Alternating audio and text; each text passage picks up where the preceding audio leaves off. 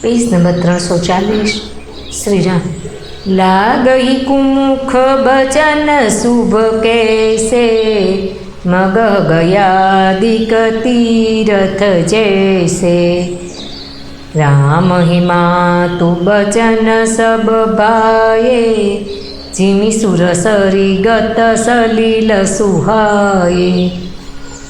કૈકેયીના બુરા મુખમાં આ શુભ વચનો કેવા લાગે છે, જેવા કે મગધ દેશમાં ગયા આદિતીર્થ। શ્રી રામચંદ્રજીને માતા કૈકેયીના સર્વે વચન સારા લાગ્યા, જેમ ગંગાજીમાં જઈને જળ શુભ સુંદર થઈ જાય છે। ગઈ મૂર્છા રામ હિ સુમીરી, નૃપ ફીરી કરવત લીન।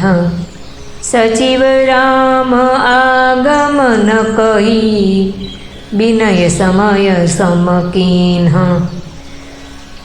એટલામાં રાજાની મૂર્છા દૂર થઈ એમણે રામનું સ્મરણ કરીને પડખું ફેરવ્યું। મંત્રીએ શ્રી રામચંદ્રજીનું આગમન કહીને સમયાનુકૂળ પ્રાર્થના કરી। અવનિક અકની રામ પગુધારે, તરી ધીરજુ તબ નયન ઉગારે। સચિવ સભારી રાવ બેઠા રે, ચરણ પરત નૃપ રામ નિહારે। જ્યારે રાજાએ સાંભળ્યું કે શ્રી રામચંદ્ર પધાર્યા છે, તો તેમણે ધીરજ ધરીને નેત્રો ખોલ્યા। મંત્રીએ સાવચેતીથી રાજાને બેસાડ્યા। રાજાએ શ્રી રામચંદ્રજીને પોતાના ચરણોમાં નમતા જોયા। દિયે સ્નેહ બીકલ ઉરલાઈ, ગઈ મની મન હું ફનિક ફીરી પાઈ।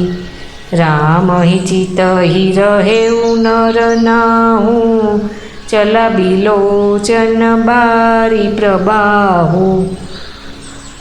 સ્નેહથી વ્યાકુળ રાજાએ રામજીને હૃદય સાથે ચાંપી દીધા, જાણે સર્પે પોતાનો ખોવાયેલ મણી પુનઃ પામી લીધો હોય। રાજા દશરથજી શ્રી રામજીને જોતા જ રહી ગયા। એમના નેત્રોમાંથી આંસુઓની ધારા વહી નીકળી। શોક બિબસ કછુ કહે ન પારા, હૃદય લગાવત બારહી બારા। વિધિ મનાવરાઉ મન માહી, ચહી રઘુનાથન કાનન જાહી। શોકને વિશેષ વશ હોવાને કારણે રાજા કંઈ કહી નથી શકતા।